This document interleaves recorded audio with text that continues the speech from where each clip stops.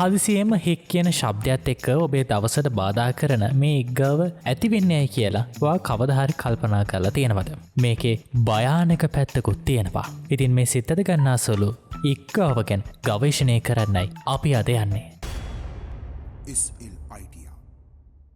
ඉස්සෙල්ලාම අපි බලමු මේ ඉක්ගාව ඇති වෙන්නේ කොහොමද කියලා. ඉක්ගාව ඇති වෙන්නේ මහා ප්‍රාචීර පේශියේ ඇතිවන පේශි ගැස්මක් හෙවත් ස්පැසම් එකක් නිසා කියලා තමයි දැනට හොයාගෙන තියෙන්නේ. මේ ප්‍රාචීරය මගින් තමයි අපේ පපු කුහරය උදර කුහරයෙන් වෙන් කරන්නේ. මේ පේශිවල දෙයක් මොන හරි වුණාම අපේ හුස්ම ගැනීම කඩාකප්පල් කරලා ස්වර තන්ත්‍රවල හදිසි නැවතීමක් ඇති කරනවා. ඒ නිසා තමයි හික් කියලා අපිට ශබ්දයක් එක්ක අපි මේ කවුරුත් දන්න ඉක්ගාව ඇති වෙන්නේ. ඉතින් මේ කරදරකාරී ඉක්ගාව ඇති වෙන්නේ ඇයි? මේ ඉක්ගාවට ප්‍රධාන වැරදි වෙන්නේ උදරය අධිකව පිරීම, අධික ලෙස ආහාර ගැනීම, ආහාර ඉක්මනින් ගිල දැමීම, අධික ලෙස මත්පැන් පානය කිරීම හෝ ආමාශය හුලම් පිරීම නිසා මෙහෙම දෙයක් වෙන්න පුළුවන්. නමුත් වෙනත් හේතුන්ද මේකට බලපාන්න පුළුවන්. දුම්පානය, ආමාශය ඇතිවෙන ෂණික උෂ්ණත්ව වෙනස් වීම, ඒ වගේම තමයි මානසික ආතතියක්. එහෙමත් නැත්නම් ඉක්මන් තරහවක් ආවමත් අපිට මේ ඉක්ගාව ඇති වෙන්න පුළුවන්. ඉතින් මේ ඉක්ගාව කොච්චර කාලයක් තියෙන්න පුළුවන්ද?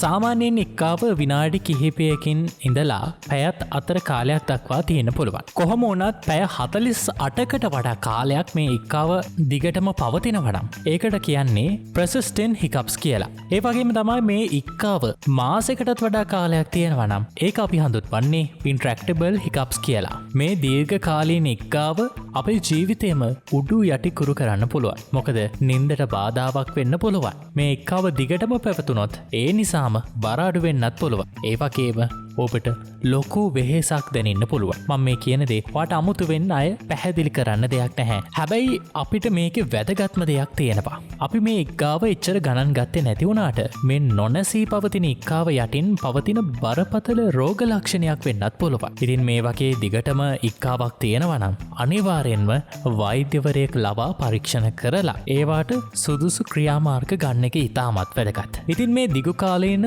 ඉක්ගාවෙන් අපේ ඇඟේ තියෙන මොන රෝග ලක්ෂණ ගැනද කියන්නේ? සමහර පිළිකා, ආසාදන, ආඝාත වගේ අනතුරු ඇඟවීම් මේ ඉක්ගාවෙන් පෙන්වන්න පුළුවන්. ඒ වගේම තමා හිසේ, බෙල්ලේ වගේම පපුවේ තියෙන ස්නායුවල මොකක් හරි වෙනසක් නිසා වෙන්නත් පුළුවන්.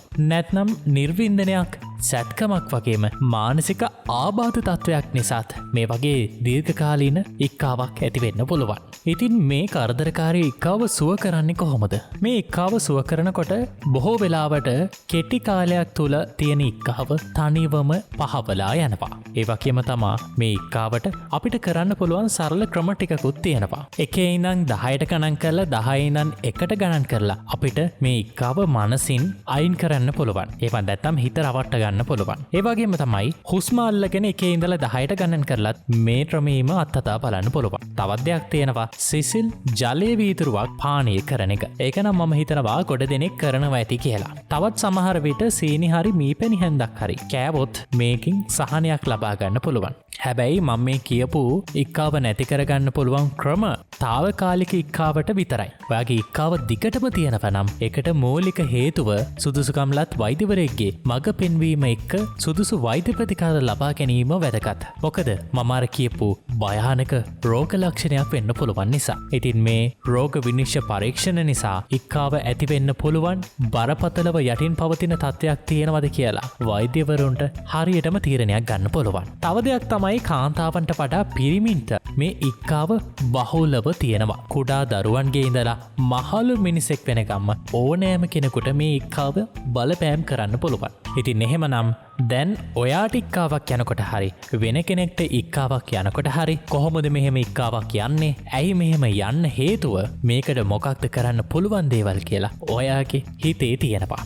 ඉතින් එහෙමනම් මේ වීඩියෝව හොඳයි කියලා මම හිතනවා. මේ වීඩියෝ ඔයාලට වැදගත් වුණා නම් වීඩියෝ එකට ලයික් එකක් දාලා අපේ channel එක subscribe කරලා නැත්නම් subscribe කරලා bell icon එක click කරන්න අමතක කරන්න එපා. එහෙමනම් මේ වගේ තවත් අලුත් වීඩියෝ එකකින් හමු වෙනකම් අදට මම සමුගන්නවා. ඔබට සුබ දවසක්. ආයුෂ බොහෝ වේවා.